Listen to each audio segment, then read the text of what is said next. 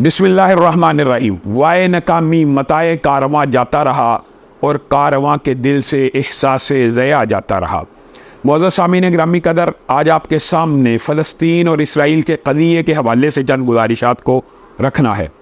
बड़े अफसोस और दुख की बात है कि जब भी इस तरह का कोई मामला सामने आता है तो बाद वो लोग भी इस मैदान की मुबाहिस में कूद पड़ते हैं कि जिनको ना इस्लाम से वाकफियत है, ना तारीख़ से वाकफियत है, ना कुरान से वाकफियत है, ना हदीस से वाकफियत है। और बाद लोग तो यहूदियों की हमायत करना शुरू कर देते हैं कि उनका हक मुसल्लम है बैतुल मक़दस के ऊपर। एक बात याद रखिएगा, ये जहालत का सबसे बड़ा इस्तदलाल है। दुनिया न्यूज़ के ऊपर, दुनिया के ब्लॉग्स के ऊपर, बड़े बड़े जय्यद अखबारात के ऊपर बाद ऐसे कालम निगार यहूदियों के हक में दलाइल पेश करते हैं जो कुरान और सुन्नत से बिल्कुल आगाह नहीं और तारीख से भी आगाह नहीं, यहूदियों की तारीख से भी आगाह नहीं।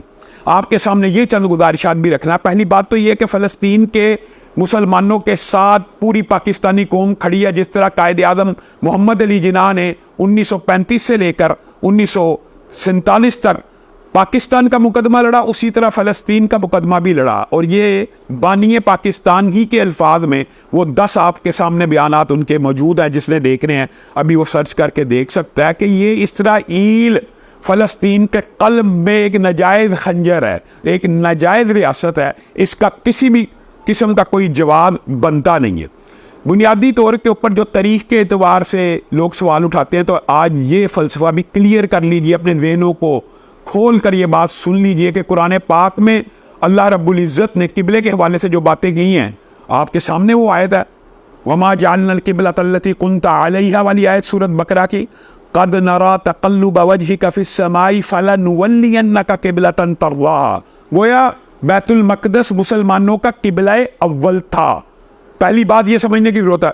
बाद ऐसे ऐसे नाम नहाद फ़िलासफ़र उठ जाएंगे, वो कहेंगे मुसलमानों का किबला अव्वल नहीं था। किबला अव्वल था, लेकिन ये बात भी दुरुस्त है, इन्ना अव्वल बैतिन वुदिअ लिन्नासि लल्लज़ी बिबक्का। हाँ, ये बात सही है कि मस्जिदों में से पहली मस्जिद मस्जिद हराम है, लेकिन सही हदीस के अंदर ये अल्फाज भी साथ ही मौजूद हैं। अबू ज़र ग़िफ़ारी की हदीस उठा लीजिए कि दुनिया के ऊपर पहली मस्जिद मस्जिदुल हराम है और दूसरी मस्जिद मस्जिद बैतुल मक़दस है, और उन दोनों के माबैन कितना फासला है? 40 बरस का फासला है। बाद लोग ये इस्तेदलाल करते हैं और बाद उलमा के एक गिरोह का ये मौक़िफ़ है कि हज़रत इब्राहीम ने मस्जिद हराम की बुनियाद रखी थी, तो हज़रत इब्राहीम से 40 साल बाद बैतुल मक़दस बना। ये जो उनका बयान है ये भी राजे नहीं है, ये मरजू है। क्यों? क्योंकि हज़रत इब्राहीम जब खुद मक्का के अंदर अपने बच्चे को छोड़ने गए हैं तो क्या कहा? रब्बना इन्नी अस्कन्तु मिन ज़ुर्रिय्यती बिवादिन गैरि ज़ी ज़रअन इंद बैतिकल मुहर्रम। ऐ अल्लाह, मैं अपनी बीवी और बच्चे को आपके पास बैतुल हराम के पास छोड़ के जा रहा हूँ। अगर बनाया उन्होंने था बड़े होके तो पहले कैसे कह रहे हैं?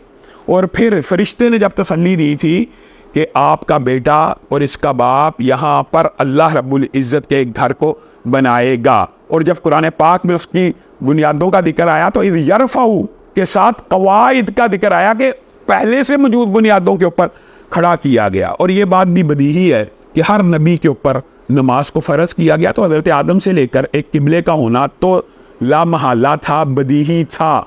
तो हरम बेशक तमाम अंबिया का किबला रहा है, लेकिन ये कह देना कि यहूदियों का बैतुल मक़दस पे आके क्योंकि उसको हज़रत सुलेमान ने तमीर किया था, तो ये दुनिया का सबसे बड़ा झूठ है।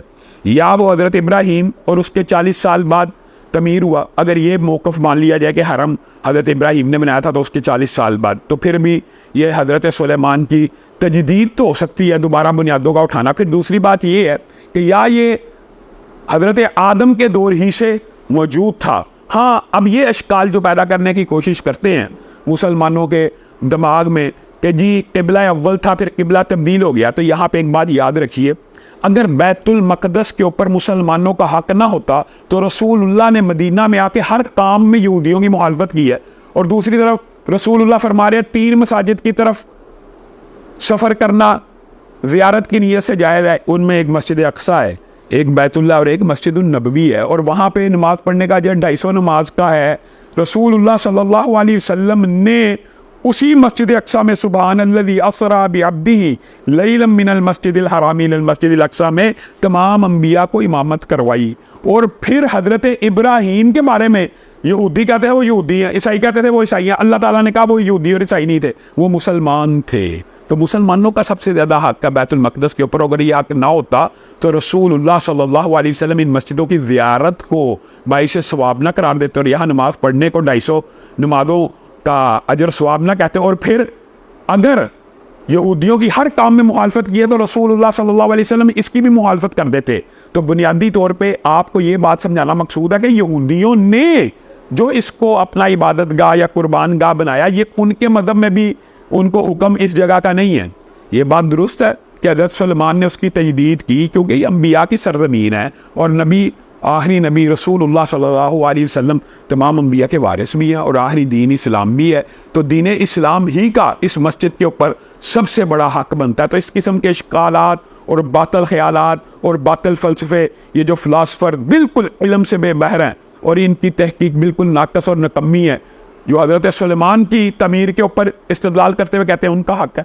तो भाई उससे पहले जो तमीर हज़रत इब्राहीम की कम अज़ कम, उससे पहले हज़रत आदम के दौर से ये जो हदीसें आपके सामने रखी हैं, मैं उम्मीद करता हूँ कि अहबाब इस मसले को समझने की कोशिश करेंगे और अल्लाह के फज़ल व करम से जमीयत अहले हदीस पाकिस्तान आइंदा आने वाले जुम्मे को, जैसे कि पहले ऐलान हो चुका है, चलास और दिया मीर के मुसलमानों और अहले सुन्नत के साथ यक ज़ुबान होते हुए 13 अक्टूबर को योम दिफ़ाए सहाबा मनाएगी और इसी तरह इसी जुम्मे को योम यकजहती फ़लस्तीन को भी मनाया जाएगा। और हम फ़लस्तीन के मुसलमानों के हमरा खड़े हैं। वो पिछला रमज़ान आपको भूल गया कि जिस वक़्त वो मस्जिदों के अंदर इसराइली फ़ौजी हमलावर हुए, कोई मगरब का मीडिया नहीं जागा। आज सारा का सारा मगरब जाग चुका है, उनकी आंखें खुल चुकी हैं। यह तअस्सुब का मुदाहरा है। एक हो मुस्लिम हरम की पासबानी के लिए, नील के साहिल से लेके ताबहा के काशगर।